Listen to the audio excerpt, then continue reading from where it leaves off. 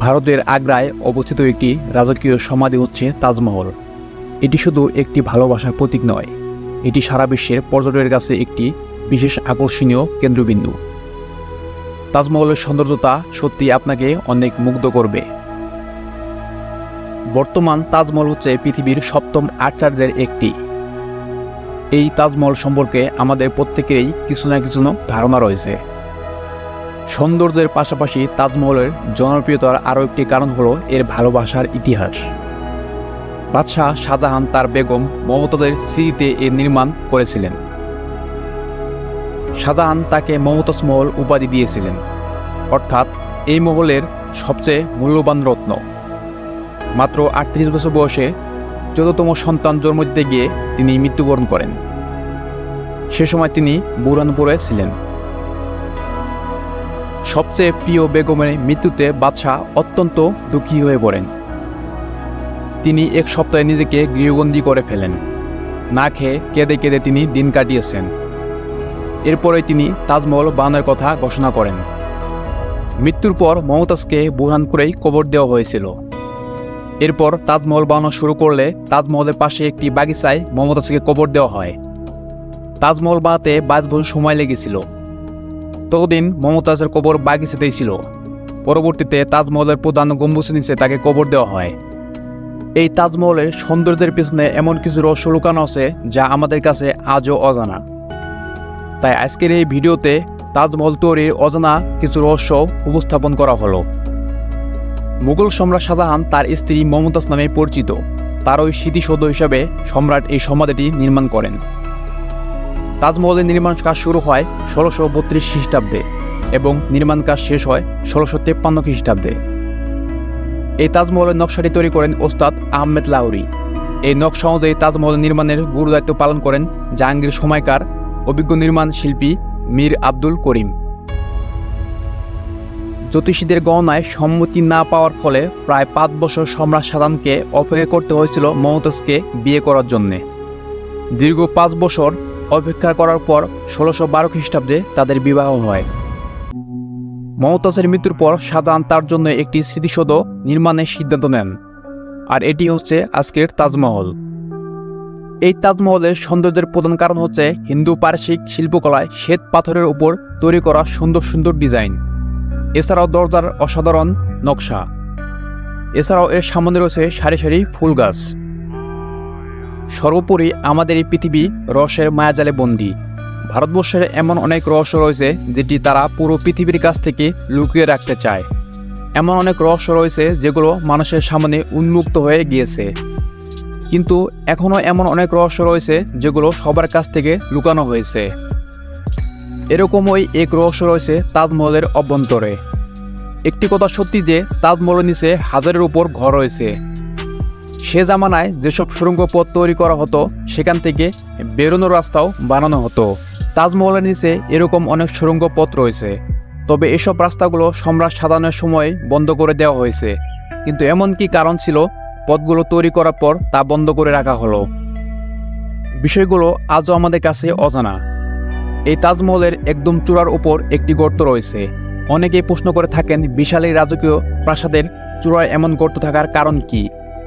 এর পেছনে যে কারণটিকে ধরা হয় সেটি হচ্ছে তাজমহল তৈরির কাজ সম্পন্ন হওয়ার পর সাধারণ সকল শ্রমিকদের হাত কাটার আদেশ দেন।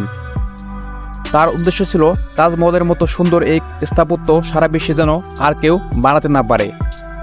আর এই আদেশ দেওয়ার পর তাজমহলের শ্রমিকরা তাজমহলের চূড়ায় একটি গর্ত করে দেন, যার ফলে আজও বৃষ্টি হলে তাজমহলের চূড়ায় বৃষ্টি পড়ে। বলা হয়ে থাকে এই কারণবশত তাজমহলের চূড়ায় অনেকবার বাঁশ দিয়ে ঢেকে দেওয়া হয়েছিল। তবে বিশ্বস্ত সূত্রে জানা গেছে দ্বিতীয় বিশ্বযুদ্ধের সময় তাজমহল বাঁশ দিয়ে ঢেকে দেওয়া হয়েছিল যাতে যুদ্ধবিমানের নজর থেকে এটিকে বাঁচানো যায়। ১৯৬৫ এবং ১৯৭১ সালে ভারত এবং পাকিস্তানের যুদ্ধের সময় তাজমহল সুরক্ষার জন্য এটি করা হয়। তাজমহল বানানোর পর শ্রমিকদের হাত কেটে নেওয়া হয়েছিল কিনা এই বিষয়ে গুজব থাকলেও এর কোনো প্রমাণ পাওয়া যায়নি। বিষয়টি এখন সবার কাছে অজানা। তবে ইতিহাসবিদদের ধারণা শাহজাহান তার শ্রমিকদের সারা জীবনের পারিশ্রমিক দিয়ে একটি চুক্তিপত্র স্বাক্ষর করেছিলেন যে এমন মহল তারা আজীবনে তৈরি করবেন না। আপনারা শুনলে হয়তো অবাক হবেন যে এই তাজমহল একবার বিক্রি করা হয়েছিল। প্রচলিত কথা অনুযায়ী নটবর নামে এক ব্যক্তি এই তাজমহল বিক্রি করে দিয়েছিলেন, তবে এই ঘটনার কোনো সত্যতা পাওয়া যায়নি। আমরা সকলেই জানি যে তাজমহলের 4টি মিনার রয়েছে। সাধারণভাবে দেখলে এই মিনারগুলো সুউঁচু এবং সোজা বলেই মনে হয়, কিন্তু একটু ভালোভাবেই লক্ষ্য করলে বুঝতে পারবেন 4টি মিনার বাইরের দিকে সামান্য বাঁকা করে তৈরি করা হয়েছে। বাইরের দিকে বাঁকানোর কারণ হচ্ছে প্রাকৃতিক দুর্যোগে মিনারগুলো ভেঙে পড়লেও যেন মূল ভবনের কোনো ক্ষতি না হয়। কুতুব মিনার ভারতের সবচেয়ে উঁচু মিনার, কিন্তু আপনি জানলে অবাক হবেন যে তাজমহল উচ্চতা কুতুব মিনার থেকেও বেশি। কুতুব মিনার 72.5 মিটার উঁচু আর তাজমহল 73 মিটার উঁচু। এই তাজমহল তৈরি করা হয়েছিল বহু নামি দামি মূল্যবান পাথর দিয়ে, যে পাথরগুলো আনা হয়েছিল চীন, তিব্বত এবং শ্রীলঙ্কা থেকে। এই তাজমহলের উপর যে পাথরগুলো বসানো হয়েছিল তা এখন পৃথিবীর অন্য কোথাও খুঁজে পাওয়া দুষ্কর। সারা বিশ্বে বর্তমান তাজমহলই একমাত্র নিদর্শন যাকে দেখার জন্য প্রতিনিয়ত হাজার হাজার পর্যটক ভিড় জমে। প্রতিদিন প্রায় 10 থেকে 15,000 মানুষ এখানে ভ্রমণ করতে আসেন। আপনারা জানলে অবাক হবেন যে সম্রাট শাহজাহান আরও একটি কালো তাজমহল বানানোর পরিকল্পনা করেছিলেন। তিনি ভেবেছিলেন যে মমতাজের স্মৃতি উদ্দেশ্যে যে সাদা তাজমহল তৈরি করেছিলেন তার ঠিক পাশেই তিনি একটি কালো তাজমহল তৈরি করবেন, কিন্তু তার সেই স্বপ্ন তিনি পূরণ করতে পারেননি। এর প্রধান কারণ ছিল পুত্র অরঙ্গজেব।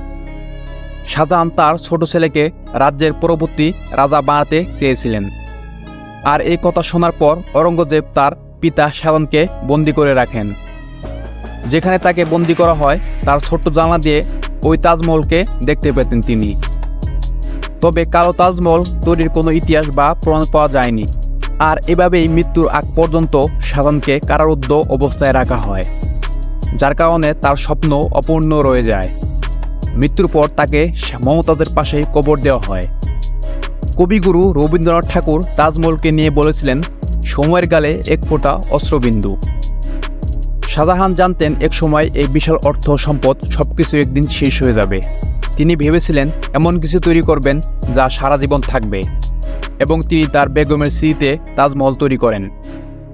আজ বাদশা নেই, নেই তার বিশাল সাম্রাজ্য, আছে শুধু তাজমহল, যা ভালোবাসার ইতিহাস তার বুকে ধরে রাখবে সযত্নে। বলা হয়ে থাকে তাজমহলের সাথে সর্বপ্রথম সেলফি তুলেছিলেন জর্জ ক্যামেরন। তিনি এই সেলফিটি তোলার জন্য ফ্রি লাইসেন্স ব্যবহার করেছিলেন।